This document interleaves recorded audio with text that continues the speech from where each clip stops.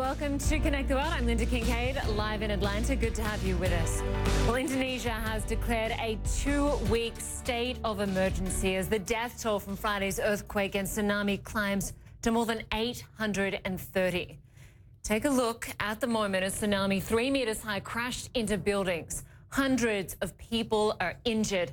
At least 17,000 people have lost their homes. The tsunami completely wrecked some seaside areas, and rescue workers have been digging through chunks of concrete looking for people trapped underneath collapsed buildings. Well, Matt Rivers has more now on the search for survivors. A body is pulled from the rubble of a hotel where 50 people are thought to be trapped. A desperate search for survivors continues after a 7.5 magnitude earthquake hit the Indonesian island of Sulawesi, triggering a tsunami. This cell phone video captures waves as high as 10 feet rolling towards the shore as people are warned to run for higher ground. The force of the water sweeps through the streets, carrying anything and anyone in its way. In its aftermath, destruction. Wrecked cars show just how violently the waves hit. In a hospital in the coastal city of Palu, survivors are tended to amid the power cuts.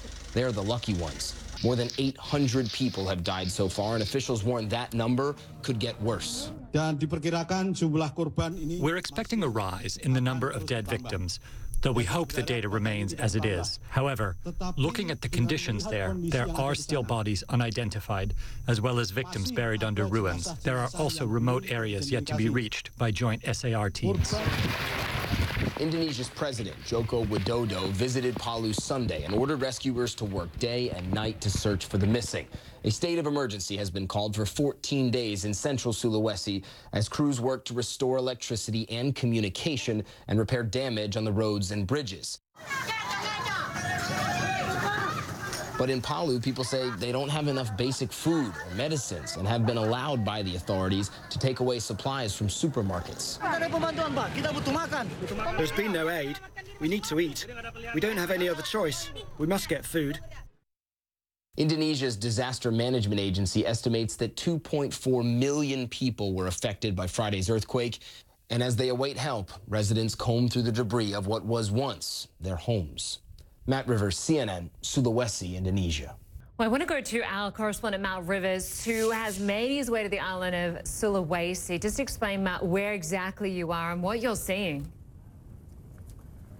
Well, the fact that we're not in Palu yet, Lynda, gives you an idea of just how difficult it is to get to this place. We started traveling from Jakarta around 1 p.m. local time. It's now past 11 o'clock here in the evening local time, and we still have to wait here overnight to hopefully get on a flight to Palu tomorrow morning. And that's best case scenario. That's if the flight takes off. And that would put us in shortly after midday. And we've been trying to get there as fast as possible, but that's the best way to do it. If we were to try and drive from here, it would take somewhere between 15 and 20 hours, and that's assuming that the roads are even open. So if we're having those problems, you know that aid workers that are based here, like you just talked to our last guest about, everyone is having these problems. How do charity workers, rescue workers, not only get in themselves, but also bring in the kind of heavy equipment that's needed to try and save those people that are buried under the rubble, to bring in water supplies, food supplies, healthcare supplies, all of those things that all of these people in this really poor area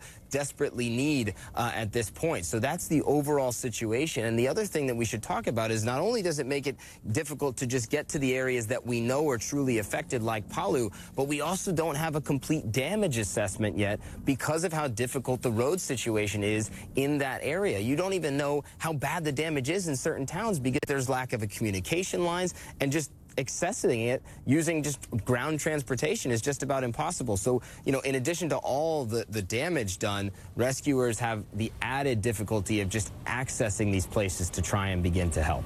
That really is terrifying, the fact that the death toll is already over 800 and so many areas haven't even been assessed yet. Just give us a sense of how, from what you're hearing from people north of you, how are they dealing with those numbers of dead, given the concerns about the spread of disease? Yeah, you know, I mean, it's going to be very difficult. Unfortunately, this is a country that has had to deal with lots of natural disasters over the years, but each disaster each time is affecting a different community, or sometimes similar communities are hit. But, you know, in each situation, they're different, and new families are affected, and new communities are affected, and it's going to be incredibly difficult for these people. This area is not an area with good infrastructure to begin with. I mean, you talk about the shoreline in this area. You know, a lot of the houses along the shorelines are essentially just wooden shacks. So not only could they not stand up to the earthquake that hit, a very strong earthquake, but when you couple that with a tsunami, I mean, these places stood no chance. And so, you know, in terms of how a community deals with this, you know, they hope that people can come in and help. But right now, it's just the immediate days after trying to cling to any hope that people might survive. But once all of the dead are accounted for, then the process of rebuilding starts, and how you even think about that at this point, you know, that's well down the road. You know, of course, the immediate impact is still being judged in its entirety. And I can only imagine most of any sort of hospitals or medical clinics in that region, in the north of Sulawesi, have been destroyed or at least severely damaged, given the pictures that we're seeing. How are they going to cope with the numbers of injured? If we've already got a death toll approaching 1,000, I can only imagine there are potentially tens of thousands of people in need of some sort of medical aid.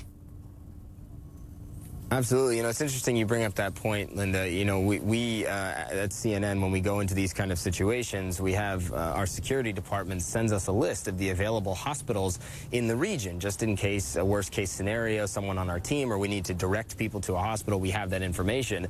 And I just looked at that email about 45 minutes ago, and that email said, Hospital 1 closed, Hospital 2 closed, Hospital 3 closed. So none of these facilities are open. And so just like with trying to get people out, just like bringing in water and food, you know, these people are going to rely on healthcare coming in from afar. You know, and these are places that aren't equipped generally with level 1 trauma hospitals, buildings that can withstand the earthquakes. So they would need help to begin with. But the fact that they've sustained this level of damage means that they're going to be relying on help from outside. And that's why the critical question and the critical goal for authorities right now is, how do you clear those roads and how do you bring in everything that people need? It's a monumental challenge, but rest assured, there is a lot of people like the International Red Cross, like the Indonesian government, that are doing everything they can. It's just how fast they can get those services to the people that need them. Absolutely. It certainly is a monumental challenge. Matt Rivers, good to have you there, and all the best as you try and make your way north with our CNN team. Thanks so much.